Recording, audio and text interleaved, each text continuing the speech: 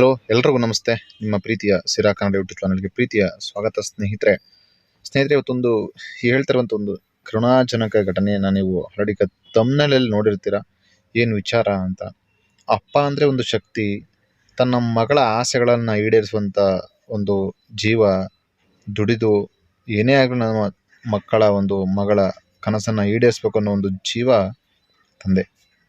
ಈ ತಂದೆ ಅಂದರೆ ಮಗಳಿಗೆ ಹೀರೋ, ಮಗಳು ಅಂದರೆ ತಂದೆಗೆ ಥರ ಹೀರೋಯಿನ್ ಲೈಫಲ್ಲಿ.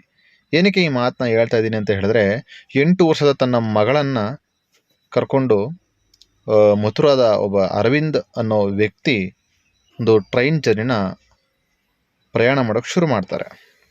ಯಾಕೆ ಟ್ರೈನ್ ಜರ್ನಿ ಮಾಡ್ತಾರೆ ಅಂದರೆ, ತನ್ನ ಮಗಳಿಗೆ ಟ್ರೈನ್ ಪ್ರಯಾಣ ಅಂದರೆ ತುಂಬ ಇಷ್ಟ. ಏನಂದರೆ, ಈ ರೈಲು ಪ್ರಯಾಣ ಅಂದರೆ ಎಲ್ಲ ಮಕ್ಕಳಿಗೂ ಇಷ್ಟ ಆಗಿರುತ್ತೆ. ಹಾಗಾಗಿ ಮಗಳಿಗೆ ಗೌರಿಗೆ ತುಂಬ ಇಷ್ಟ.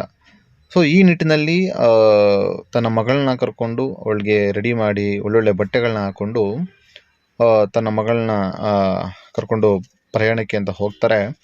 ಅದಾದ ಬಳಿಕ ಒಂದು ಇನ್ಸಿಡೆಂಟ್ ನಡೆಯುತ್ತೆ. ಹೇಗೆ ಅಂದರೆ, ಕುರುಕ್ಷೇತ್ರದಿಂದ ಮಥುರಾಕ್ಕೆ ಬರುವಾಗ ಮಧ್ಯ ಒಂದು ಲಲಿತ್ಪುರ ರೈಲ್ವೆ ಸ್ಟೇಷನ್ ಸಿಗುತ್ತೆ.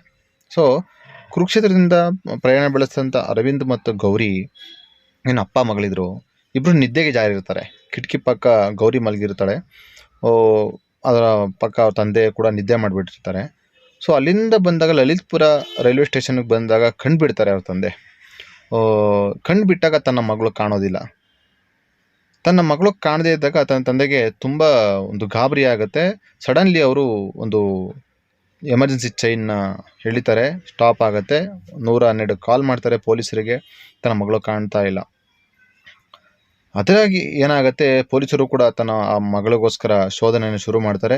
ಇವರು ರಿಟರ್ನ್ ಏನು ಎಲ್ಲಿ ಟ್ರೈನ್ ನಿಲ್ಲಿಸಿದ್ರು ಅಲ್ಲಿಂದ ರಿಟರ್ನ್ 16 ಕಿಲೋಮೀಟ್ರು ಆ ಕಗ್ಗತ್ತಲೆಯಲ್ಲಿ ಮಧ್ಯರಾತ್ರಿ ಕತ್ತಲೆಯಲ್ಲಿ ಓಡಿ ಬರ್ತಾ ಇರ್ತಾರೆ. ತನ್ನ ಮಗಳನ್ನ ಹುಡ್ಕೊಂಡು ಯಾರು ಹಿಡಿದ್ರು ಬಿಡಲ್ಲ, ತಡೆದ್ರು ಬಿಡಲ್ಲ, ಓಡಿ ಬರ್ತಾ ಇರ್ತಾರೆ.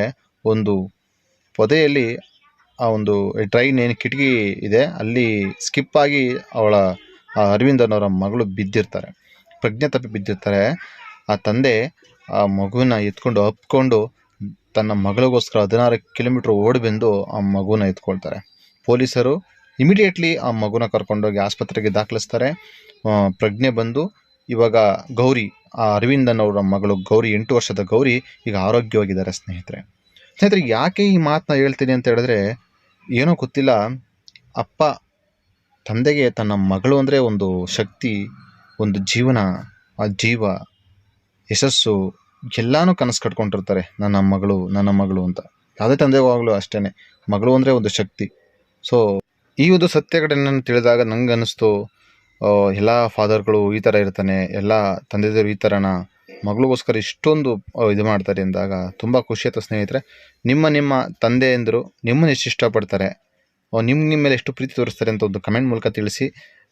ಏನೋ ಗೌರಿಗೆ ಪ್ರಜ್ಞೆ ಬಂದು ಅವರು ಆರಾಮಾಗಿದ್ದಾರೆ, ಒಳ್ಳೆಯದಾಗಲಿ. ಇದೇ ಥರ ಒಂದು ಮೋಟಿವೇಶನ್, ಒಂದು ಸತ್ಯ ಘಟನೆಗಳನ್ನ ತಿಳಿಬೇಕಾದ್ರೆ ಇದೊಂದು ನಿಮ್ಮ ಸಿರಾ ಕನ್ನಡ ಯೂಟ್ಯೂಬ್ ಚಾನಲ್ನ ಸಬ್ಸ್ಕ್ರೈಬ್ ಮಾಡಿ ಅಂತ ಹೇಳ್ತಾ, ನಿಮ್ಮ ಸಪೋರ್ಟ್ ಹೀಗೆ ಇರಲಿ. ಒಳ್ಳೆಯದಾಗಲಿ. God bless you.